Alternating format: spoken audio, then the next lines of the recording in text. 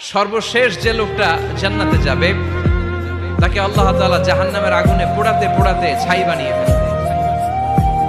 আল্লাহ বলবেন, জিব্রাইল যাও একটু দেখো একটা মাত্র সেজদা দিয়েছে আমাকে, এরকম কাউরে পাওয়া যায় কিনা। পাটি চালান দিয়ে দেখো পাওয়া যায় কিনা। খুঁজে খুঁজে কাউরে পাবে না। আল্লাহ বললেন আবার দেখো, খুঁজে খুঁজে একজনকে পাবে, সামান্য ইমানের ছিটে ফোঁটা তার অন্তরে ছিল। আল্লাহ বলবেন যেহেতু ছিটে ফোঁটা আছে, অনেক মায়ের খাইছে, ওকে বের করে জাহান্নাম থেকে বের করে একটা নির্ধারিত দূরত্বে রেখে দাও।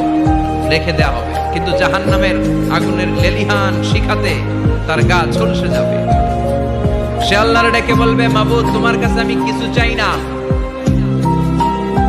জাহান্নাম থেকে তুমি আমাকে বের করেছো, জীবন নদীর পানি তুমি আমার গায়ের মধ্যে ঢেলে দিয়েছো, আমি আবার সজীবতা ফিরে পেয়েছি। আমি তোমার কাছে জান্নাত চাই না, শুধু নিরাপদ একটা দূরত্বে আমাকে রেখে আসো, যাতে জাহান্নামের আগুন আমারে কষ্ট দিতে না পারে।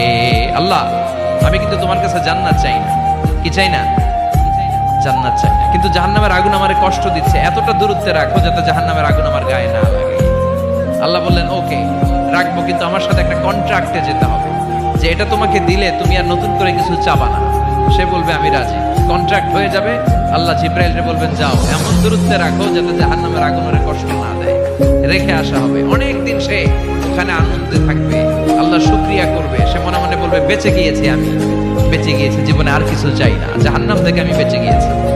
অনেকদিন থাকার পরে মনে মনে ভাববে পয়সা তো গেছি, কিন্তু নতুন করে একটু ট্রাই করে দেখি, জাহান্নামের সৌন্দর্যের দৃশ্য একটু চোখ দিয়ে অবলোকন করা যায় কিনা। সে আল্লাহরে ডেকে বলবে, আল্লাহ ইনদি সুআল, আমার একটা ফরিয়াদ আছে। কি ফরিয়াদ?